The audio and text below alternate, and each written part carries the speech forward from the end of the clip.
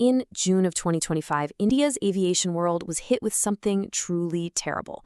Two completely separate, devastating air disasters just 3 days apart from each other.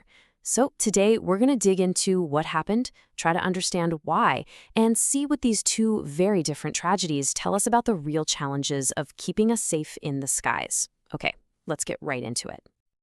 I want to start with just this number, 260. Let that sink in for a second. That's the number of people who lost their lives in just the first of these two incidents.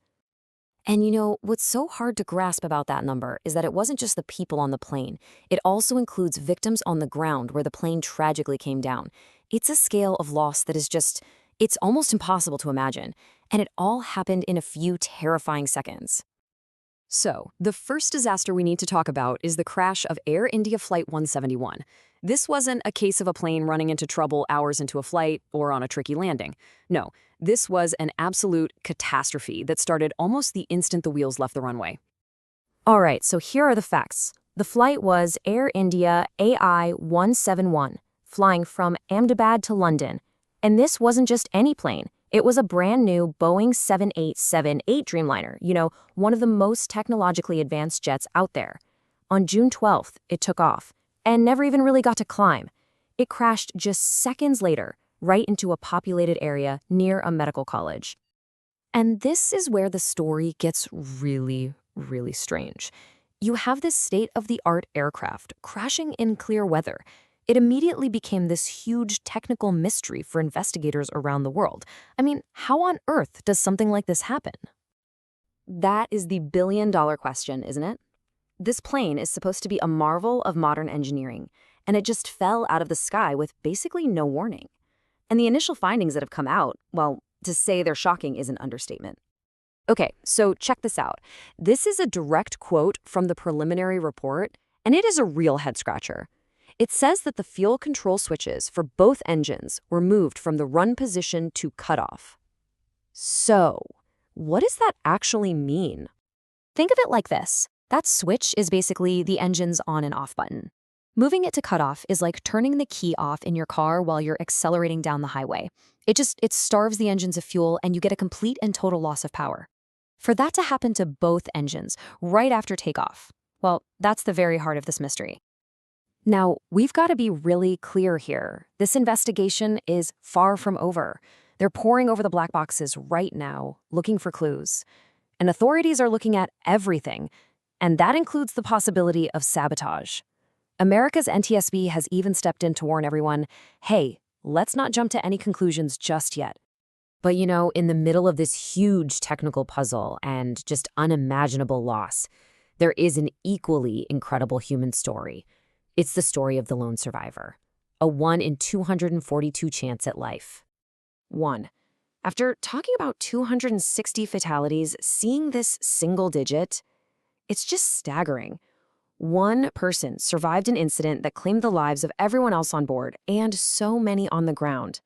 His name is Vishwash Kumar Ramesh. He's a British national. He was sitting in seat 11A, right next to an emergency exit. And somehow, against all odds, he survived the impact and managed to escape the burning wreckage through a broken door. He's undergoing treatment now, a living, breathing miracle. But the story of that awful week doesn't end there. Just 3 days later, the country was reeling from another air tragedy. This one, though, couldn't be more different. We're shifting from a major city to the rugged, treacherous mountains of the Himalayas. So on June 15th, a helicopter was flying a pretty common pilgrimage route near the holy site of Kedarnath. This wasn't a giant jet, but a small aircraft flying in one of the most challenging environments in the world. It went down with all 7 people on board, and tragically, it also killed 1 person on the ground. This time, there were no survivors. And this slide just illustrates the difference so perfectly. With the Dreamliner, the suspected cause was internal, something mechanical or human that happened inside the cockpit in totally clear weather. With the helicopter, the cause was completely external, severe weather, basically zero visibility in a hostile, mountainous area.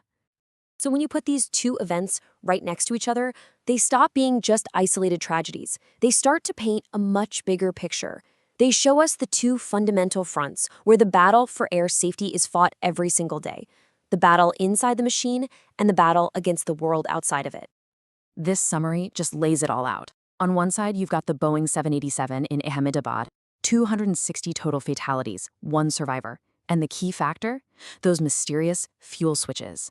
Then, the helicopter near Kedarnath, 8 fatalities, no survivors, and the key factor was simply the weather. It's 2 completely different kinds of risk with the same devastating outcome.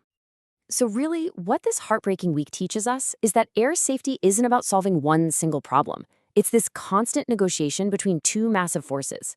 Aviation is always facing this double threat: the incredible complexity of the machine and the people inside the cockpit, and the raw, unpredictable power of the world just outside the windows.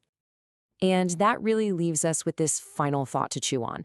As our planes get smarter, more advanced, more automated, we solve a lot of old problems.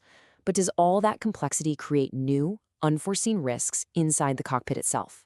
And how do you weigh that against the timeless, unpredictable dangers of weather and terrain that have always been there? Which risk really is the greater one?